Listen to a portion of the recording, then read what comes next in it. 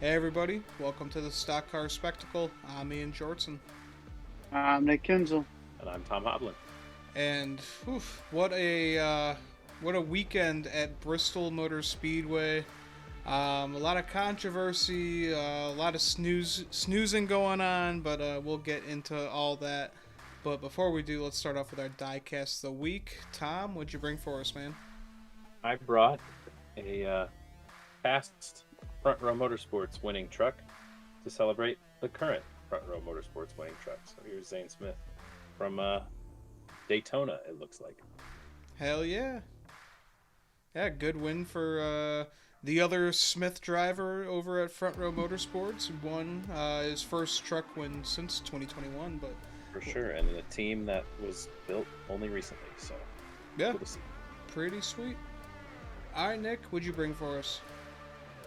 So this week I'm going just back to what I've kind of been doing this season, just pulling a random one out of the old 164 bin. And today we are bringing out the old Texas Terrier Kellogg's car that Kyle Larson paid tribute to and did absolutely no For justice to 3 laps.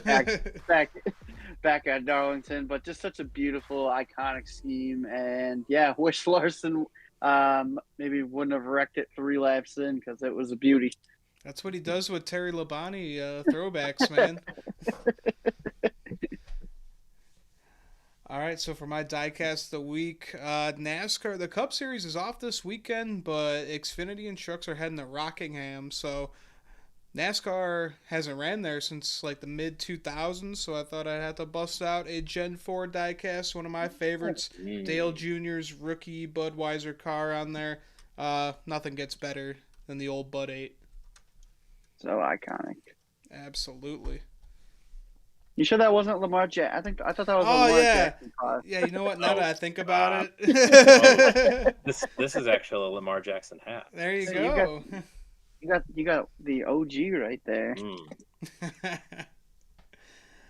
All right, guys. So the biggest story this week, we know that this is Xfinity's final season on their contract for sponsoring the Xfinity Series, and they are leaving. They're still going to be staying as a premier partner for the Cup Series, but now NASCAR's secondary series is looking for a new partner to replace Xfinity. They are looking for $10 million annually, plus a mid seven-figure commitment. It'll be at least around $15 million annually. Guys, who is going to pick up this bill? This right here. Do it. Bring it back. We brought the Craftsman Truck Series back. Why can't we bring the Busch Series back? Busch has the money. Busch is super popular in the sport, one of the biggest sponsors in the sport right now. So why not? I don't think that they'll want to do it, but man, it's just more money right there. So yeah, I think everybody would love to see the old NASCAR Busch Series come back. All I hope that it is, and I'm sure it's Bush. I'm sure the deal's already made, and NASCAR's just like seeking other stuff, whatever.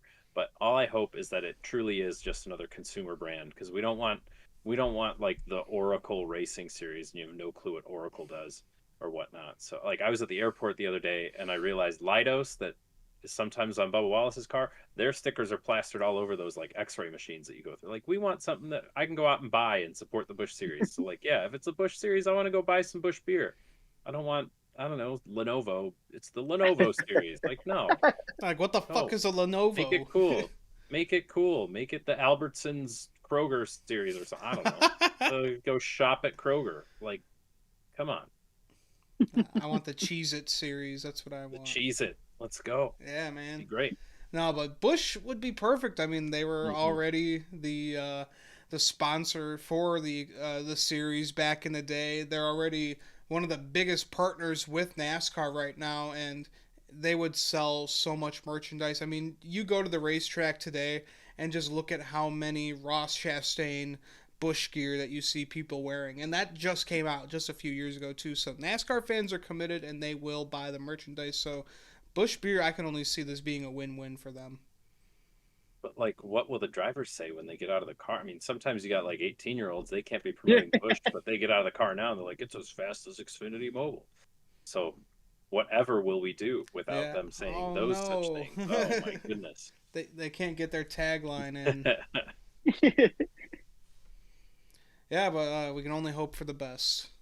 Why not? Yeah, I mean, ultimately, if NASCAR hits those numbers, that's a great investment in them, and that hopefully maybe that money can turn around and be put back towards fan experiences and all that fun stuff. So I don't see numbers like this as a bad thing. Maybe even if they might seem a little high, it might be the going rate.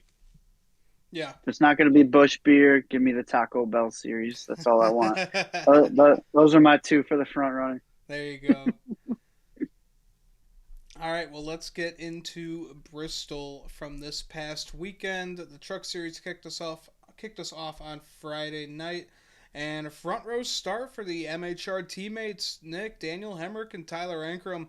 Great start, good or not even qualifying. Yeah, I didn't even qualify. Yeah, So ran on out. points, but yeah, great start for them there.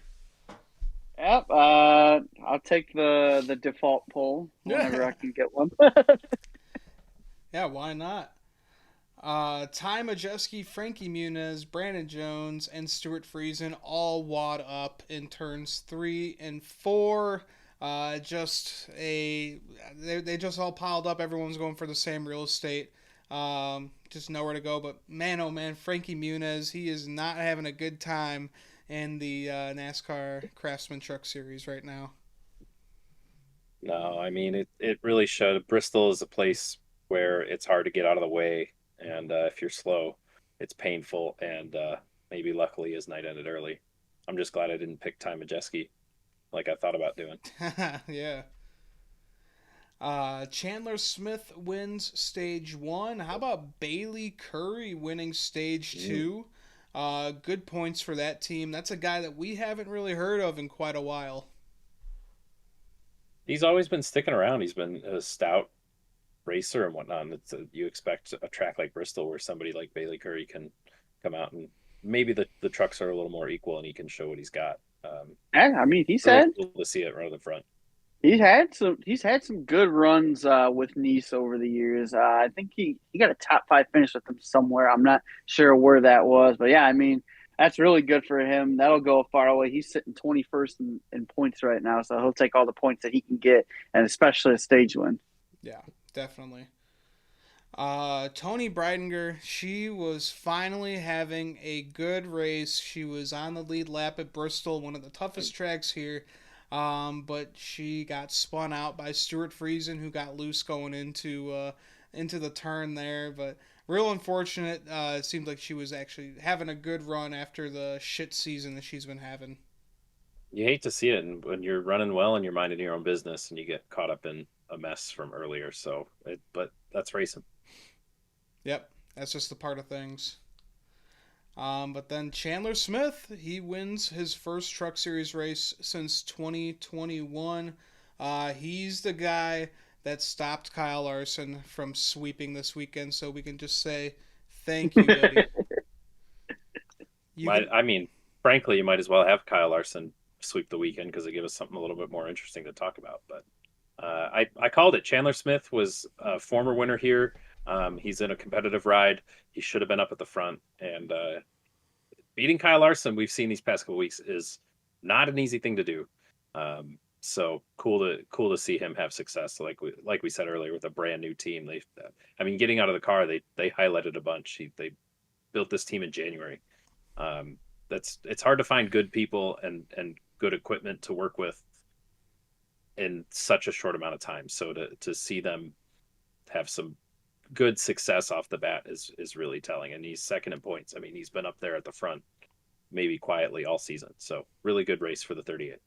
Yeah, when you can go and beat a guy like Kyle Larson with the run that he's been on, but especially in a truck at Bristol, that is super impressive right there. So that was a well-deserving win for the 38 truck right there. And I just look for front row to just continue to elevate their program and just continue to get better, both him and Lane Riggs. Lane Riggs finished 6th, so a really good day overall for Front Row Motorsports. And it wasn't a gimmicky finish like the end of the Xfinity Homestead race to beat Larson. I mean, 38 had the speed. Yeah, Front Row gave him a great truck, and he was able to do his thing, and it just seemed like he didn't miss a beat when back in the Truck Series at Bristol. All right, guys, so let's get into the Xfinity Series race. Kyle Larson won the pole for this one, and tire down on lap 3 for Harrison Burton. We know he's been having a great past few weeks here. He was hoping to keep the good run going, but not a good place for it to go down on lap 3, and then you just got to start all over in the back. But he's lucky the caution came out. That's disappointing because I think he qualified 10th for this race or something like that. So he was setting up to have another good day because he's really the 25 team has been just kind of floating under the radar right now, but they're getting good runs out of it, and just goes to show the improvement what AM Racing's been able to do from their disastrous season that they had a year ago. And you look for a track like we said earlier, for like Bristol for Harrison Burton and a team like AM Racing to kind of punch above their weight class and whatnot. So to start behind, I mean, luckily that caution came out immediately, where they weren't sent down too far, but it was just a sad start. They probably expected more out of the day, and then they had to start way behind. Yeah, rough start to that race. Sheldon Creed, man, this blows here. He spins out of turn 4, stops, and then about 5 to 6 business days later, here comes Brennan Poole. On the gas, no fucking brakes, and just side swipes the 00. I don't get it, man. Saying it lightly. Yeah, I thought Slim Shady would be a better driver out here. What the fuck, man? Oh my goodness. All the little digs. I mean, he said he couldn't see. He said, I mean, the way the banking is, you can't see where that car is sitting, but you got to slow down faster. Yeah. I mean, the spotter's got to help you out. The spotter can take his binoculars down and see the whole track. So like, I don't see any excuse for it. The lights were on. Nasty hit. Glad everybody's okay. It sounded like it would knock the wind out of both of them, but my goodness. Yeah, that was just a good old case of ARCA brakes right there. Like, I get it. If he's right behind him, if he's like a car length behind him, sure, I understand. You have no time to react. And what they were trying to say on the broadcast was, oh, well, that's just Bristol. There's no time to react around here. He had a good 6 to 7 seconds. That happened a good 6 to 7 seconds afterward. Like, Sheldon Creed is probably just sitting there like, all right, I'm going to recollect myself and we're going to be all right. And now, boom. He's like, what the fuck? Yeah. I mean, and both of those cars were Dash for Cash cars. And both of them could have easily had Brennan Poole woed up way sooner. Both of them could have easily been in contention for the Dash. Who knows how that all works out late. But yeah, really tough. Really tough. Yeah, I was starting to get impressed with Brennan Poole these past few weeks. He's been looking pretty stout, and then this just shows he's still the driver that we remember. So well, and instead of winning $100,000 for his team, that's probably lower on the funding scale. He probably lost $200,000 with the amount of I mean, that there's no way that chassis is usable again for a while. No. Like, yeah, there's that hidden cost there too. So that's real tough. Yep, that car is going to the junkyard along with the 00. That's for sure. He was a Talladega winner for all of 10 seconds. Never forget. Oh my goodness. Oh, Brennan. His biggest highlight of his career is doing a podcast with Daryl Mott. He had a race won for 10 seconds, and then they took it away from him. Oh boy. Well, enough about Brennan Poole. I think we've kind of dug this guy deep into the ground anyway. Listen. Overall, he is running better than that should be. So, yeah. I mean, you'd never expect to see a Alpha Prime car in the running for a Dash for Cash on any given week. So he had to have run well in places to get that eligibility. And when he's running up front, he's running with new guys. He's going to have run-ins with new guys. So yeah, you just wish I think it's more of a spotter issue than anything for him. Yeah, just got to get everything communicated well. All right, well, Sam Mayer wins stage 1. Kyle Larson wins stage 2. And then How did Kyle Larson not win stage 1? I mean, yeah. He had lapped up to 13th place in stage 1. Like, it was just an ass whooping the whole day. Yeah. He put on an ass whooping. He just dominated it, and he won this race. But how about Carson Quapple? We've been talking about him all year. He's been having great races, but bad finishes. Just so much bad luck coming his way, and he gets second place here, guys. Great finish for him. We know that he's good at these short tracks too. Great day for the organization. Popple comes in second, Allgaier comes in third, Sammy Smith the fourth. Great day for Junior Motorsports, and yeah, really good to see from Carson. He's had the terrible luck. He's run much better than the finishes will show, and hopefully this is just gonna give him that extra step that they know that they can go do this. And I look to see him in victory lane shortly this season. Yeah, he's seen a lot of new situations this season already just from his experience. So you want him to come to somewhere like Bristol and show off what he can actually do and somewhere he might be a little bit more comfortable. And that was really good to see.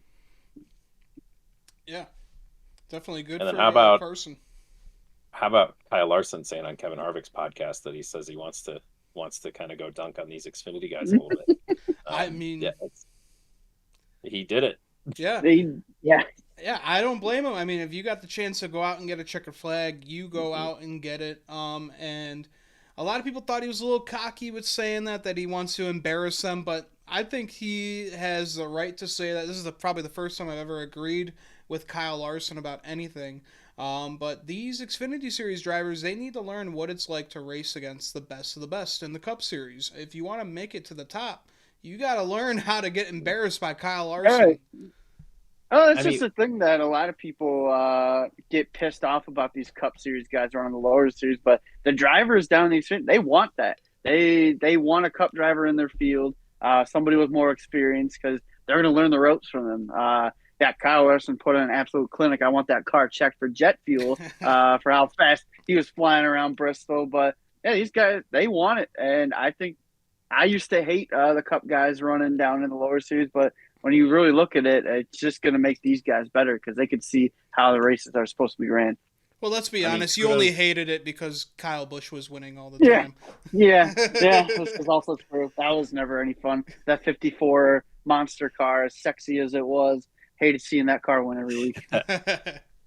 But like, again, Chandler Smith's Truck Series win means that much more now that he had Kyle. Granted, he could have won that race in Bristol without Kyle Larson there, and then he just beat a bunch of truck guys. What does that really show? But he actually went out there and outpaced Kyle Larson.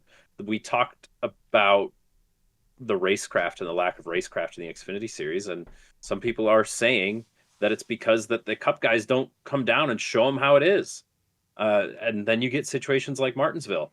We also do not see anymore these young kids come into the Cup Series and actually perform well. I mean, when was the last time a teenager won in the Cup Series? Joey Logano, Kyle Busch. Yeah, it's been a while. Denny Hamlin was very young when he started. He was winning his rookie season. I think Logano still is the youngest. We're not seeing rookies win races, and it's because the Cup guys aren't coming down and showing them the ropes, even just leading by example in these lower series. So it's kind of hard. Yeah, you don't want the Cup guys coming down and taking races every week, but at the same time, it's good for these guys to run with the best of the best, because then when they get up to the Cup Series, they'll know what to expect a little more. And we're losing some of that too when you're limiting the Cup guys. I don't know. Maybe I'm in the minority opinion there, but I say let more Cup guys run. Yeah, I totally agree. I still think let there be a limit on the races. Don't let it be every single race of the year. But on some of these big races, let's have the Cup Series guys get in here. They have a good system how it is, and look at it this way too. You think Busch Beer is going to come in and pay $10 million a year to sponsor a bunch of no-name guys, or do they want some Kyle Larsons and some Kyle Bushes and whoever else might want to come down and run a lower series race? That's going to be more pull for their brand if they can get these guys to come down and run, to kind of circle back to that conversation. So I think it's good. It's overall good, and more guys need to go if they can. Yeah, and it's how you get more butts in the seats at the tracks. It's how you get more people to tune in. when you find out like, oh, Chase Elliott, Kyle Larson are running the Xfinity Mhm. Series race. Okay, well, we're gonna be able For to sell more sure. tickets now. Yeah, it For would have been sure. fun to see a guy like Kyle Busch run this race because we know the history that, or the battles that him and Larson have put on at this track before. Go back to that race back when Kyle was in the Nationwide Series, and they were just banging bumpers to the finish line here. That would have been fun to see.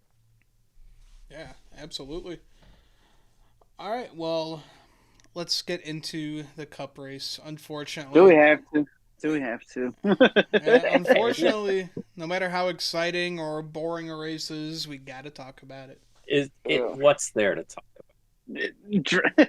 I Yeah, mean, the practice was interesting, and then the Cup race at the beginning. They come out, Because they're all running we half thought we speed. were They gonna thought they have were gonna have last we spring, thought and we we didn't have it. thought we were gonna have that. We thought we were gonna have what we had last spring, and everybody was getting excited for it. I was getting excited for Mhm. it, and then you're 75, 80 laps into this, and you're like, "What the fuck is this piece of shit?" yeah. Like it was awful. Yeah. It was the practice was false hope Mhm. because we saw There was these tires cording. They were ripping up, putting so much rubber on this track, and then came Sunday. Man, oh man, they were able to go over 100 laps without changing their tires. Last spring, they couldn't even go 45 laps without a tire shredding apart. They said last fall that they brought the same tires this spring. I think that is complete horseshit. It's Um, the temperature. It was all the temperature, and all the examples you needed of it was the practice to the race, 10 because it was degrees. 15 degrees warmer between practice and race day, and for whatever reason, those tires have a light switch in them, and once it got warm enough, they didn't. They were the hardest thing on planet Earth. So I think that answers what happened last spring. I think I said it on last week's show. I was like, looking at this, it's going to be above 60 degrees. We're we're going to have something more like last fall than we had last spring, because last spring it was like in the high 40s or something. So uh, it's just, It's just I'd no say fun. mystery solved. No race is ever fun when it's just 500 qualifying laps is pretty much what this was, and it was Mm-hmm. just awful. One of the And they were worst Cup saying, races I've seen in a long time. they're like, oh, well, driver A turned his fastest lap on lap 4, and driver B turned his fastest lap on lap 118, and they're on the same set of tires. That yeah, should not happen It's bad. That's on bad. any track. That shouldn't happen at Talladega. yeah, Like 118 laps at Talladega. Okay, That would be yeah. nuts. but you get the idea. Yeah, it's disappointing. And by no means should we put this on Goodyear. I don't think. I feel like we're putting a lot of eggs in the Goodyear basket, that we're like, oh, we have flaws A, B, C, D with the track, and C, D, E, F, and G with the car. Goodyear, you want to fix it for us? yeah. Come on, Goodyear. You Um, know you want to fix all our problems. I feel like we're getting a lot of that talk and whatnot, and I feel that NASCAR can do some things, the tracks can do some things. Yeah, Um, I don't blame Goodyear whatsoever. It's NASCAR because we don't do enough tire testing. We don't do testing at tracks during cold climates. We should go to places where it's going to be 40, 50, 60 degrees and see how these tires are going to handle. I don't know why it's so taboo to test more nowadays. It's because NASCAR wants to save money. That's the whole thing that they've been after for these past few years is they want to save money, save money. But Nick, like you keep complaining about, now they want to send them to freaking Mexico and thinking about bringing them to Brazil or Saudi Arabia. It's like, how about we fix this car first before we bring it international and give them the worst goddamn shit show in the world? Right. So yeah, it's the car is a lot to do with it. There's so many flaws with this next gen car. But also I'm kind of thinking how much of it is the racetrack? Bristol for years now has not put on any good. The last good, so last year aside, last spring race aside, that was entertaining. But besides that, the last good true Bristol race I could think of was maybe the Matt DiBenedetto Denny Hamlin showdown in the fall race back in what was that 2018 19. 2019. Yeah. But Bristol just for a long time has just not been putting on good races. And it just goes to show why nobody shows up to these races at Bristol. That go back 20 years ago, that place was absolutely filled. And now you look at what we get for cup turnouts nowadays for Bristol for the spring and the fall race. Hey, nobody going. They're not going to go because they know the race is going to suck. So we could put a lot of it on the car, but I can also argue we could put a lot of it on the racetrack too. It's just something's got to change here, and I really wouldn't be surprised at all to see Bristol lose a date. They're either going to lose a date or they're going to lose it altogether in the near future because And that's they're not getting the turnout, and the racing is just god awful. and that's heartbreaking because a lot of the sport and a lot of the heritage is built at running these short tracks and whatnot. Yeah. And you have a stadium that rightfully so has 150,000 seats in it because they were selling them. Yeah. And they can't fill it up anymore. I'm wondering a little bit if this is sort of like graduation goggles. Was Bristol really great 20 years ago, or have we exploded our expectations so much? They did run. Bristol used to be asphalt, couldn't handle it. They'd had to repave it too many times, so they switched to concrete. And then in 2007, they're like, "Oh, we're going to go to progressive banking. It'll make multi-groove racing and whatnot."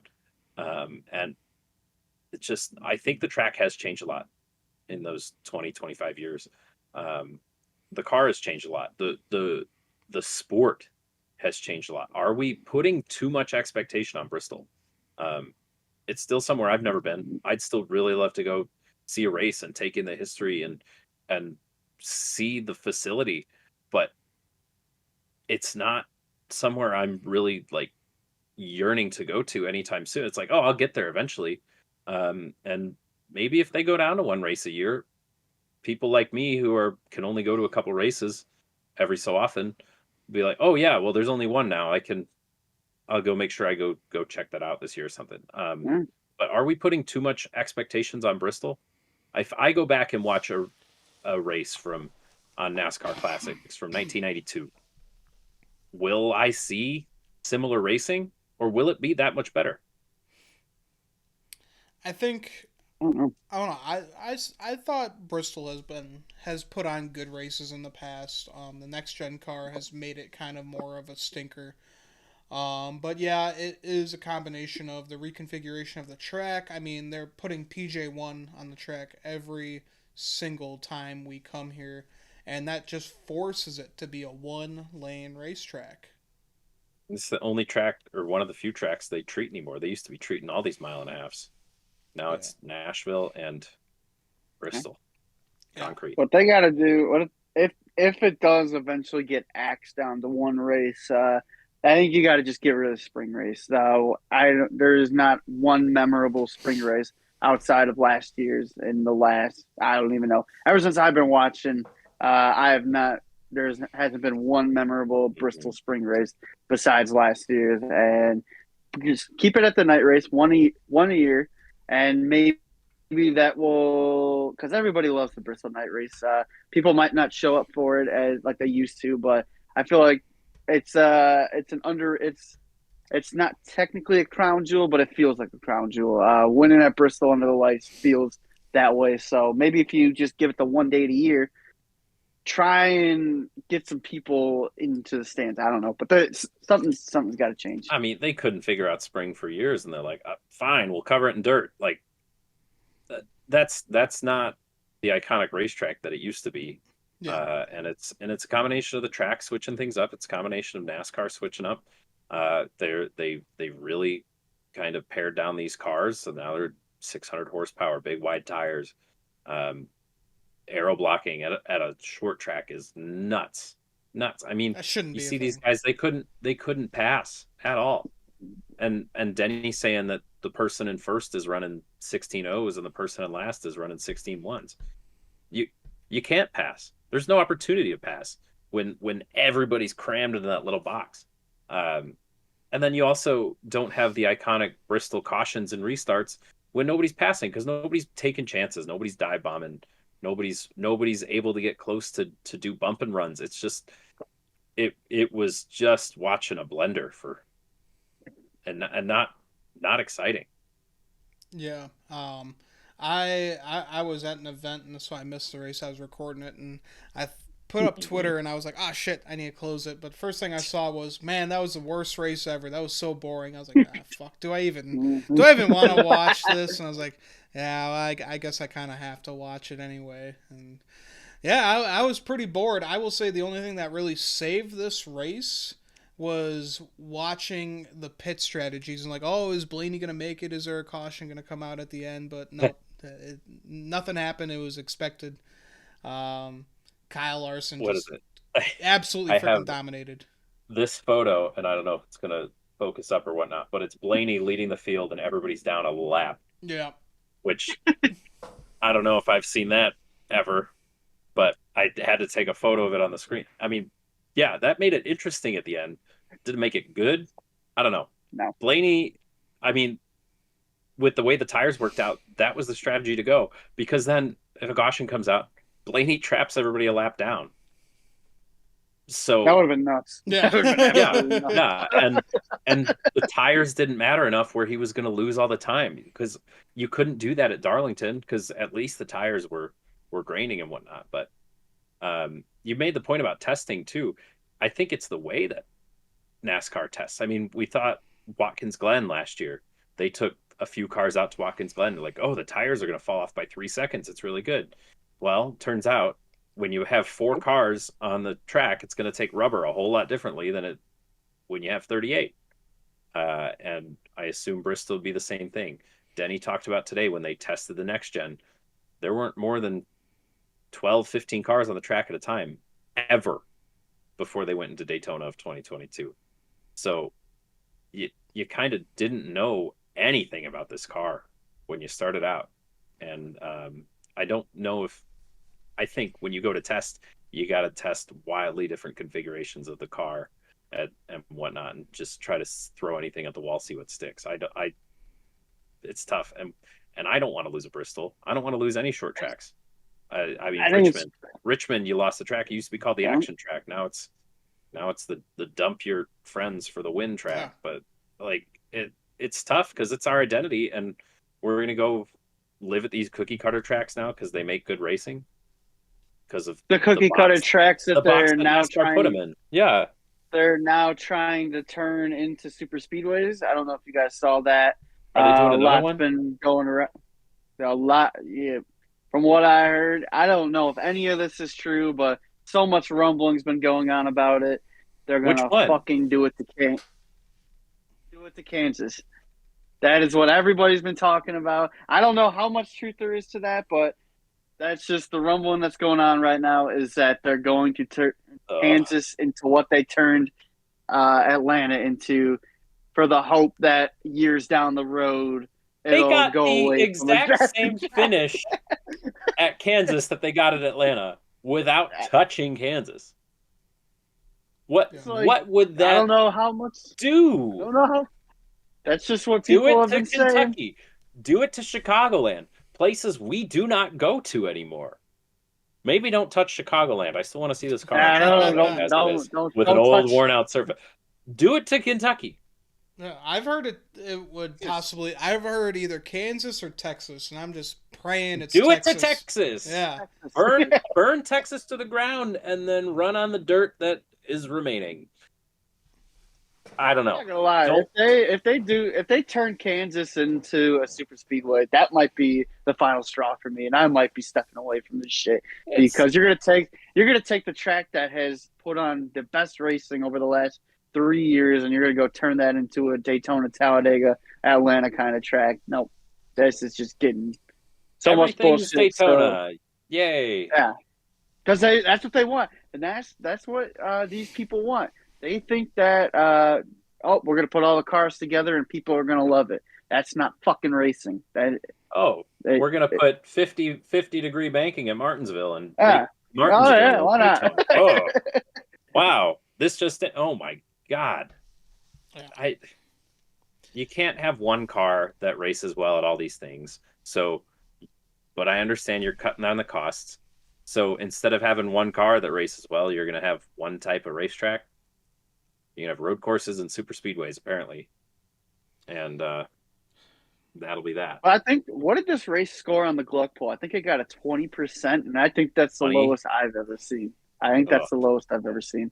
I mean, they thought Darlington was going to score below 20%, but this one actually did it. I didn't see the Gluck poll. I'm off of Twitter, so that's Darlington, on me. we actually saw some action compared to Bristol. Like there wasn't much at Darlington, but goddamn, you could pass at Darlington. Yeah, kind of. Laney could pass at Darlington. Yeah, 20% said yes for is Bristol a good race. That has to be. It's all Larson fans, lowest, right? I mean, oh yeah. But again, the same thing was happening to Richmond a couple of years ago, and they put Richmond, Virginia, in Mexico City. So, damn, you can only imagine. Oh, guess what? We're going to go to Montreal next spring. We're going to go to Austin 2 times a year because why not? I don't know. I don't like it. Yeah, they're just. I don't like it. It's they're going to short start tracks, making mockery of this. Speedways. Direction in. If they turn Kansas into a super speedway, I'm out. That's it. I'm done. Hey, we know it'll be really good for two. The problem is they've rode this high from building these temporary tracks in LA and in Chicago, and then you realize you got to go back to them. And Atlanta kind of already ran its course. I mean, 2 years that thing lasted. Yeah. This year wasn't anything. I mean, it's just how can you take the track? L won the race on the last lap. That's it. That I almost forgot what happened at Atlanta this year. The track that's put on the best racing that we've seen. They literally had that. We were there for it last year. A photo finish, and now nope, we're gonna go turn it into fucking Daytona because we want all the cars packed together. And then when it runs out in 2 years and there's no fucking passing, well, I don't know what we're gonna do. Yeah, what happened? Goodyear, how dare you? Yeah, fuck. Ridiculous. Pissed off in NASCAR this week. Pissed off. Obviously, there's not much to talk about with this Bristol race because we're wildly speculating. The doomsday future of NASCAR. So, I mean, sure, props to Kyle Larson for noticing that the track rubbered in differently than it did in practice, and it was very interesting to see him in stage 1 be like, you know what, I'm going, and nothing happened after that. No, never looked back. Shane Van Gisbergen got stuck trying to pass Cody Ware. Poor Shane Van Gisbergen. Running 30-something in point. They pointed out Shane on Denny's podcast. They pointed out Shane has 98 points this whole season. Kyle Larson scored 60 points on Sunday. Yeah.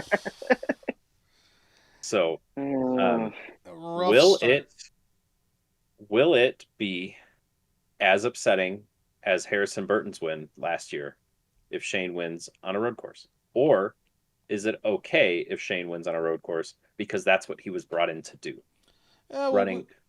Running, I'll note, lower in points than Harrison Burton was running when he won last year. I think Harrison was dead last when he won at Daytona. He was 30th.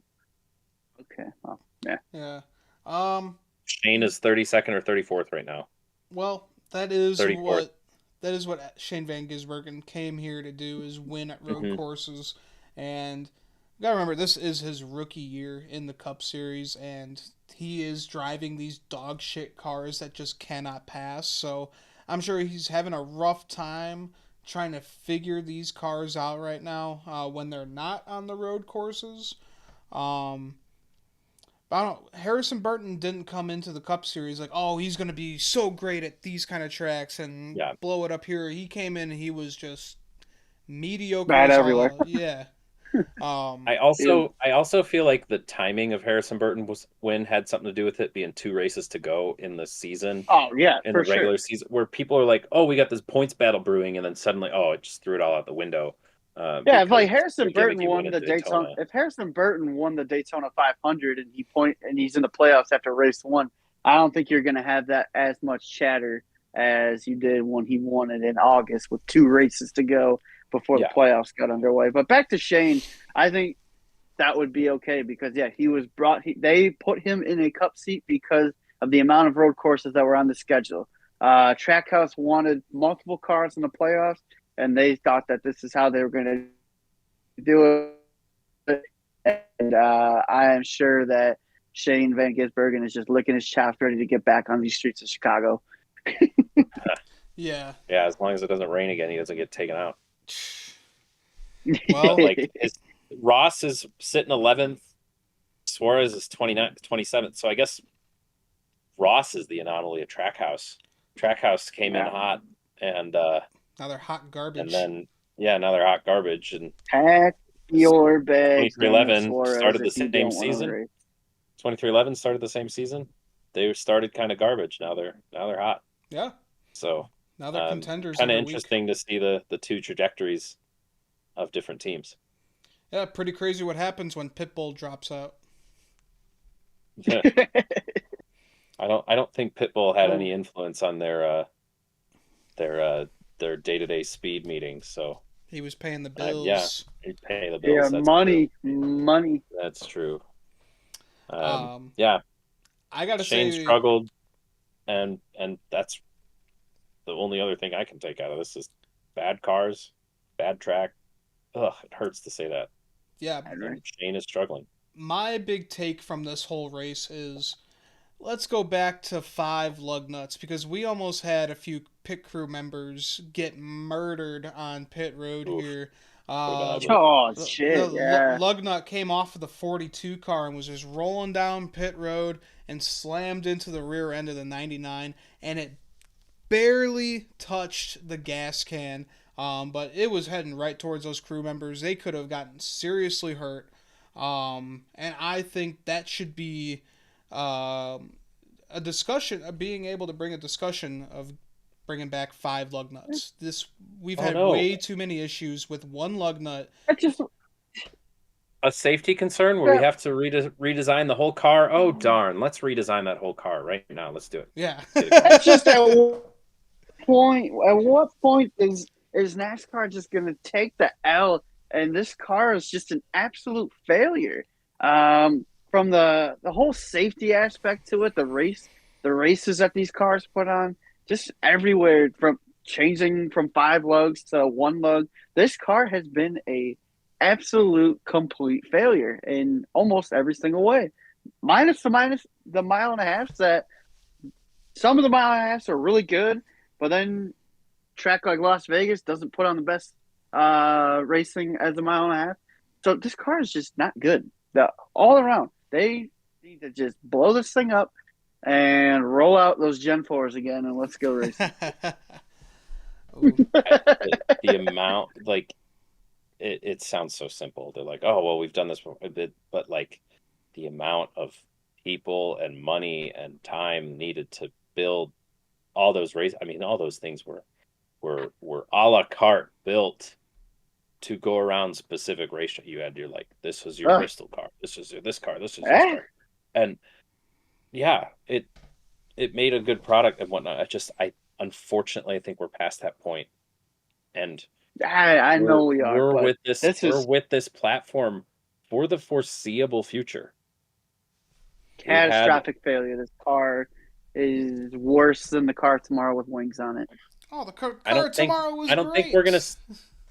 No, with wings. With the wings. Oh, yeah. The wing version of it. The car of tomorrow without the wings that is my favorite race car right there. It's good. Roll that thing car, off isn't the it? holler and basically, yeah, pretty much. Yeah. Roll that thing off the holler and let's fucking go racing, and you're gonna see some great shows. But unfortunately, just with you look back at history, we're not going to see a significantly new platform until 2032, 2035. We've got this for a while. And then we got to strap in. Yeah, and by then we're going electric, and that I've always said from day one. The day that these cars go electric, the day that this car goes electric, I will burn all of my NASCAR shit. I'm done. That is when you will fully lose me, is when they go electric. They still have your money, and you've got NASCAR classics, so I wouldn't recommend burning it.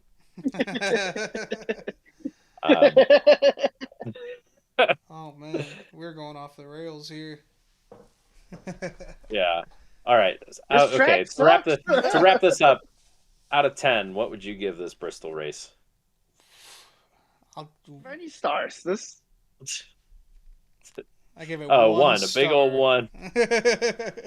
Hey, I'll give it a it's a 2.5. We got a little bit of interesting in stage 3. Got a little bit interesting in stage 1. Yeah, the pit strategy that went absolutely nowhere. So, yeah, this gets I don't know. Yeah. 0 out of 10 for me. This whole weekend, this is one of the worst. All 3 races were god awful, just absolutely disgusting, and this track just it's pissing me off. Like none of the 3 series could put on a good race. You're always hoping that Xfinity's going to carry the weekend because they got the best car, so they're probably going to put on the best race. They did not. None of these cars did. Whole weekend 0 out of 10, and yeah, that's sad. Because I think that's more of an it's just a indictment on the track. racetrack. No, yeah. It's the track. That's what I said. I think it's on the track. And it's Yeah. The trucks are so different from Xfinity. Xfinity is some of the best races. We've seen some incredible Xfinity races at Bristol, but Kyle Larson on a vendetta against the Xfinity series for some reason and wants to go lap the field. You're not gonna see much and whatnot. Maybe the points racing in the back half of the field might be fun to look at. They keep telling us on TV there's battles all over the track, but they're not showing any of it. They show us the front. And so kind of how it's presented to us, we're force fed it with a spoon from Fox and the CW, and you kind of got to take Bristol for what it is. Might as well just leave a wide angle camera on, show the whole track, and let you follow yourself. Yep. Ain't missing much. Get the Goodyear blimp cam on it the whole time. Yeah. I mean, that's. This is why people cars, don't show up. 3 very different tire compounds. 3 very different weather situations. I mean, the truck race was freezing. Xfinity was cold but sunny, and Cup was kind of warm. Pretty soon, they're just going to start putting giant ass advertisement banners over these seats because they're not going to sell any seats here. You maybe get like 20,000 people to show up out of a place that fills supposed to fill 150,000 people, and you're never getting back to that. They're gonna start putting advertising banners around it, and it's sad to say. Yeah, thanks NASCAR. Hey, maybe Busch Beer, instead of going to pay $10 million in NASCAR, they'll go to Bristol Motor Speedway and be like, "I'll give you $5 million for all your seats." Well, I mean, they already took out them some money. Yeah, they already took out a spectacle. Yeah, they already took out a big chunk of seats at Las Vegas. A bunch of tracks are doing it, so I could definitely see that happening. I mean, they still want it to look like a bowl, like a coliseum, so those seats will remain. But yeah, we're gonna have advertisement banners over them pretty soon. Oh, for sure. Yeah, maybe just once they finish the baseball stadium in there, they should just leave it. Right? It's a baseball field now. Yep. Oh well, can't race there anymore. Darn. What are we missing? Darn. Breaks my heart. Yes, it does. Well, guys, we are going to take a quick break, and when we come back, we'll be making our picks for Rockingham this weekend, so stay tuned.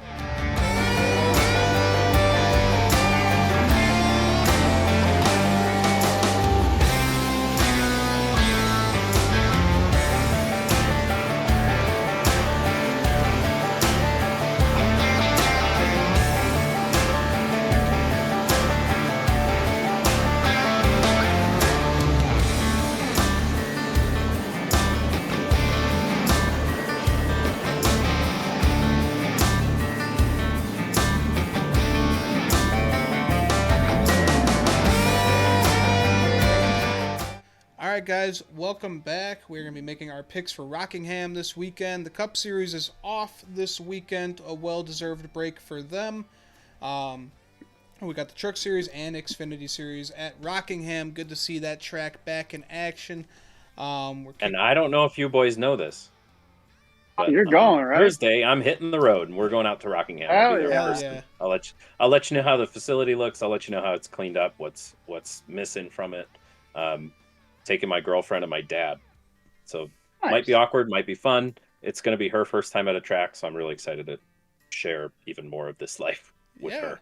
Hey, And taking then her she'll out never to she'll never have to do it again. uh I promise, Sid, you never got to do it again. taking her out to a historic track in North Carolina as well, where you got all the team shops out there too. So Yeah, perfect place to go out for your first race. That'll be exactly. fun.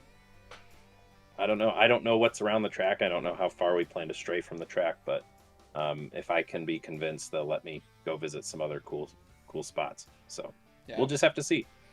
Yeah, why not? Well, let's kick off with the truck series. We got the Black's Tire 200, 203 miles, 200 laps. Last race for the truck series was in 2013, so 12 laps ago, or 12 laps ago, 12 years 12 laps. ago. Yeah. Ugh. Don't really have a whole lot of data to look at this. The trucks have changed. This track has changed too with the repave. Some notables we got in this one. Brandon Jones will be in the 1 for Tricon, and Sammy Smith will be in the 07 for Spire Motorsports. So I'm going first. I had the worst pick in trucks last week. I'm going with old reliable Corey Heim. He's always a guy that we pick, and he'll get us some points. He'll always find a way to end up in the top 5, no matter what track it is. Yeah, Great I pick. mean, I'm going next, and we're literally it's like you're throwing at a dartboard here. You don't know. We have not run this track in forever, so you don't know who's going to be good here. Corey Haim's a great pick because he's good everywhere. So I'm going to throw at the dartboard here, and I'm going to take my old reliable, my second old reliable. I'll take Daniel Hemrick. Why not? The McAnally car trucks are always fast wherever we go. Yeah, why not? There's just nothing to go off of here, so we're just picking drivers. So give me Daniel Hemrick to get his second win of the season at the Rock. I'm thinking Rockingham. It's just a little over a mile. Um, kind of this hybrid intermediate D-shaped oval type thing. But I think shorter than a mile and a half. I'm thinking Ty Majeski. So just kind of got to go with my gut there, and I think it's a strong pick. I mean, he did well when he won when they went back to the Milwaukee Mile for the first time, and why not? He'll keep it going. Mile track, give me Majeski. Yeah. Ooh, I'll call him 1 mile Majeski. How about that? There you go. Can't wait for the penalty to come out after he cheats there too. Hey, He no. cheated at Milwaukee. Cheated at Milwaukee. He's gonna cheat here too. Okay. What? I don't know if we've ever discussed this. What's the rule if we get a race encumbered in our point system? Well, then you lose it. Oh, that seems You'll pretty simple go to the and next fair. guy. Well, it's the way she goes. Yep. All right, well, let's move over to the Xfinity Series race on Saturday. We got the North Carolina Educational Lottery 250, 254 miles, 250 laps. Last race here was in 2004, so we're going back 21 years since this was back when it was the Busch Series. So it's been a while. There's a lot of I was 5 years old. Yep, there's a lot of 5 years old. I drivers. was 5 years old. A lot of drivers that are going to be in this field that probably weren't even born yet. Like I recall hearing about Rockingham in my life. I can't tell you if I've ever watched a race there. I really honestly don't know. I mean, Friday night and Saturday afternoon might be the first time Yeah, for me. I'm I excited for it. I remember Casey Kane winning one of the last Cup Series races there. That's probably like my only memory of watching a Rockingham race. Um, but how about it? A notable in this race, Casey Kane. He's coming back. He has been retired since what 2018 was his I think so, last Cup Series race. He's been doing a lot of dirt racing. He's got his own dirt team as well. Actually passed by it on the RCR property. We saw Casey Kane racing when we were going by, so I thought that was pretty cool. But he is back in action. He'll be in that 33 for RCR, so gonna be cool to see him rip around the track that he used to run at. For sure. I mean, what better place to come back than somewhere where he's won in Cup? I'm pretty sure that helped weigh into his decision to do it. But go listen to his interview with Dale Jr. If you haven't yet. It was really good, and he kind of talks about what he's been up to after his retirement and why he wants to come back. And I think I think it was a cool interview, and Dale just such a good job of getting this information out of these guys. Yeah, absolutely. Well, let's make our picks. Tom, you're up first, buddy. Who is your pick for Saturday in the Xfinity Series? As enticing as Casey Kane is, I think he might be a little bit rusty uh, coming out from the 2018. So I got to go with someone who's got more recent experience on ovals, and that's going to be in the 32 of Catherine Legg. No, just kidding. Catherine Legg is running this race apparently for Jordan Anderson Racing, but shit. no, someone with the real experience. They're sitting at the top of the points. Who else? If I'm going to pick first, and I'll quote Nick here and saying this guy always pays out points, and so I'm going to go with Justin Allgaier. We have nothing to go off of. It's a repaved track. Casey Kane may have experience on this 20 years ago, but I got to go with Justin Allgaier. He's got experience winning races within 2 weeks, so I'll go with Allgaier. Yeah, great pick. Yeah. I'm pissed at you for taking that, but it's all right. Hey, I'm pissed at you for beating me by how many is it now? 100 and something points? Where are we at? Nick's currently at 365. I'm at 235. Oh, Lord. That's 7 cards, Justin Allgaier. Yeah, that's the secret is to pick the 7. Keep leaving it for you, so I had to snatch it off the table first. Well, I think I'm next. I'm going to go with the guy, one of the only guys who probably has experience here. I'm going to take Casey Kane. Why not? He's going to be in a fast car. The RCR Xfinity program is a very fast team. They have cars that are capable of going out and winning races. And, yeah, there's so many unknowns here. This series hasn't raced here in 21 years. So many unknowns, but one guy who knows his way around here is Casey Kane. So it would not surprise me one bit to see him cross that finish line first. And I think that would be such a cool story. That would be such a fan favorite. It'd just be awesome because he's been out of the sport since 2018. It's kind of gives you that feel of like, remember when Greg Biffle retired, then he came back, ran the truck race for Kyle Busch, and then he won. He just left. Cool. Kind of the. Then he just left again. Gone again. He's out hanging with Cletus McFarland and flying helicopters. So yeah, but this gives me those kind of vibes. I don't see why he can't do it. So yeah, based off the experience alone over these other guys who. And it's not like he hasn't been racing. Young, right? He's still behind the wheel of a race car. It might not be a stock car, but it's still a race car. So yeah, fuck it, Casey Kane. Yeah. Great pick. He actually won here in one of the truck races in 2012. In the race, he likes this place a lot. Yeah, the race in 2004 when I thought he won, he got beat by Kenseth by 1/100th of a second. So he's pretty damn good here. So Nick, that's a great pick here. I gotta go with the guy with. You were kind of saying this is a little bit of a hybrid of an intermediate track and a short track. That is perfect for my boy Carson Kvapil. He had a terrible start to his season here, but Bristol he got a P2 finish. We know that's his bread and butter there. So maybe he can keep the good vibes rolling here at Rockingham and get his first victory and make Dale Jr. a happy man out in Rockingham. Yeah, I think any junior motorsports car will be up at the front. We've seen that all season, so they can go get it done. I just wonder how clean this race is going to be. Is this going to be? I don't know how the racing looks. So much unknown. Yeah, I'm so jealous that you're going to this race, man. It's going to be wild.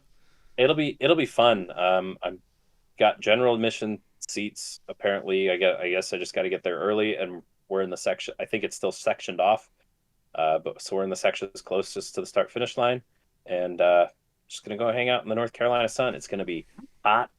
They got fresh asphalt on this track. Hopefully, it's hot and slick. Yeah, that'll make for some good racing. This is a big weekend for Rockingham because this could be the start of potentially leading back to Sunday races here. So this is going to be this is the first step in getting back to the top. So I'm hoping that this track really puts on a good show, so we keep coming back here. Well, and I was thinking about this today. I was like, they used a bunch of COVID relief funds to North Carolina granted them some funds to help revitalize this track, and it's got someone like me interested enough to come back out there, spend some money, spend some time in their local community. So I'd say it's a good investment on the city's part, on the state's part, and in NASCAR's part to come back and kind of change things up every once in a while. I mean, I like kind of going out to these new events. I went out to LA the first year they had it. Obviously, the street race was an easy yes for me to go to, and I kind of like seeing these inaugural events, even if this is more of a returning event. Yeah, and the Xfinity Series race on Saturday is sold out too, so it's going to be a great crowd. Everyone's excited for the return of the Rock. Going to be awesome out there. I'm excited for what it's going to bring to that community out there too.